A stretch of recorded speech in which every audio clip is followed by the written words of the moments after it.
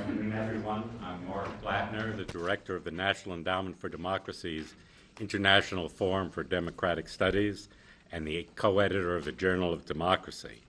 It's my great pleasure to welcome you to today's discussion celebrating the publication of Joshua Muravchik's new book, The Next Founders, Voices of Democracy in the Middle East. This immensely readable volume tells the stories of 7 leading democratic activists from the Middle East, 6 Arabs, 2 of whom are women, and 1 Iranian. It should convince everyone that, while there may not yet be any democracies in the Arab world, there certainly are Democrats. And by the way, the book will be for sale in the back of the room, although we can only take cash or checks. Being a nonprofit organization, we're not equipped to handle credit cards, but we hope you will take advantage of the opportunity to buy it. Josh Muravchik's book inevitably raises the question of whether the kinds of people that he profiles are those who offer the best hope for a democratic future in the region. I suspect that few people, at least in the democratic world, would deny that these men and women are admirable and in some cases heroic. Yet some might claim that they are essentially isolated or marginal figures, too small in number, too westernized, too secular, and too shallowly rooted in their societies to serve as the vanguard of democratic change. According to this view, the religious, historical, and cultural traditions of the Middle East make the region somewhat infertile soil for Western-style democracy, and therefore the more likely path to an eventual democratic dispensation would be via Islamist parties or more culturally conservative leaders who can gradually bring their countrymen to accept democratic principles and practices by clothing them in more traditional garb. Of course, this dichotomy is not as stark as I've just presented it, but it does, I think, help to underline the potential for serious and legitimate disagreements about which sorts of individuals and groups democracy promoters should give priority to in seeking to advance their cause. To discuss this question, we're very fortunate to have with us here today not only the book's author, Joshua Muravchik, but also 3 commentators who are highly qualified to discuss his book and the issues that it raises. Let me briefly introduce all of the members of the panel in the order in which they will speak.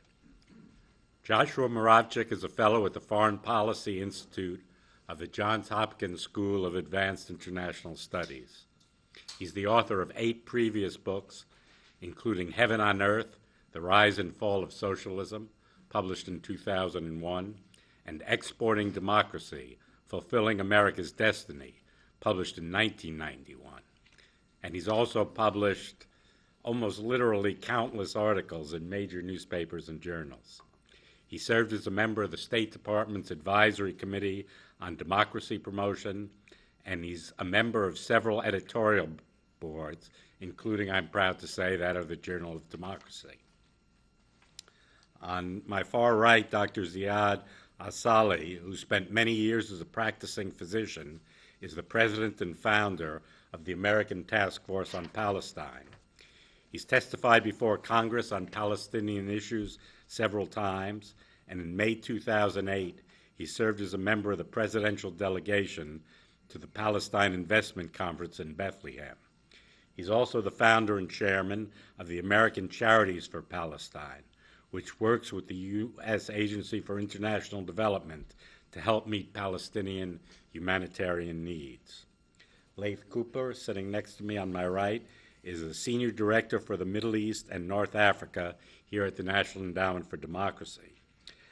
In 2005, he took a leave, during which time he served as senior advisor to Prime Minister Ibrahim al-Jafari and as spokesperson for the Iraqi government.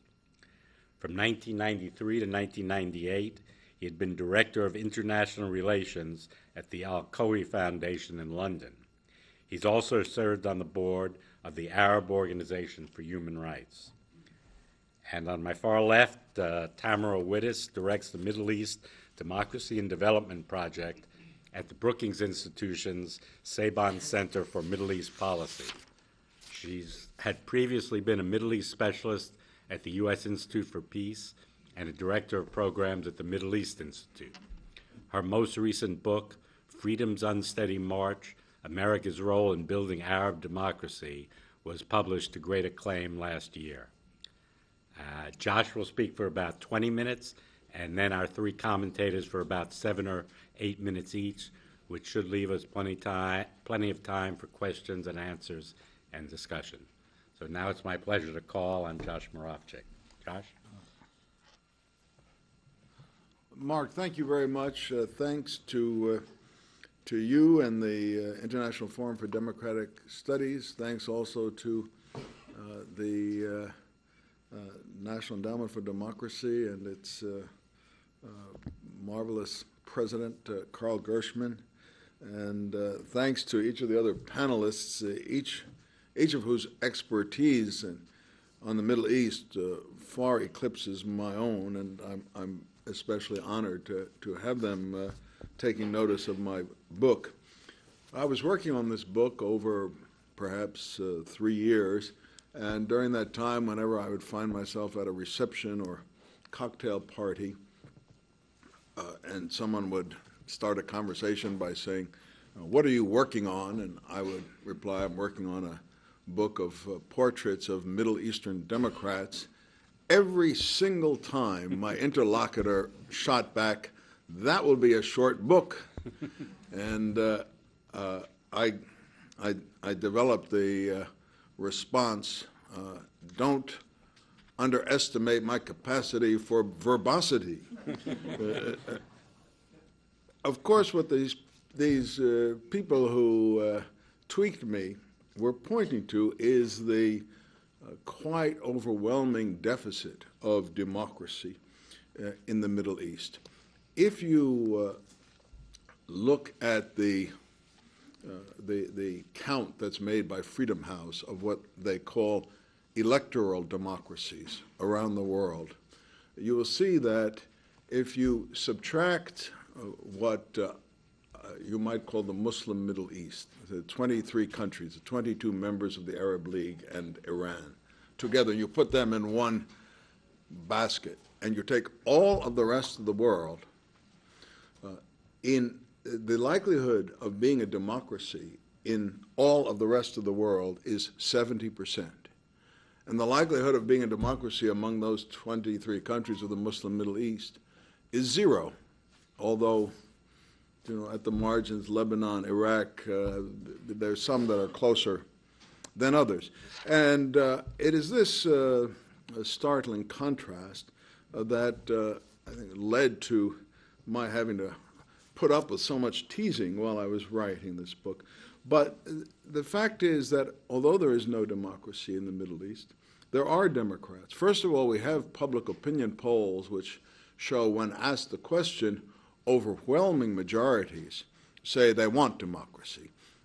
Granted that we don't know always what the term connotes for them in polls, but then in addition, there are people that we do know who are devoting their lives' work to working and fighting for liberalization and democratization of their countries. And there are not enough of them, but we know much too little about them. And they are not unique. They exist in the hundreds or thousands. We wish they existed in the hundreds of thousands. But we also have a lot of evidence that their views are more widespread among the younger generation that's coming up than it is among the middle-aged generation of the people that I've written about in this book. And these people are the analogs of the Sakharovs or Valences or Havels, or to put it in American context, of the Medgar Evers's, James Meredith's, Rosa Parks,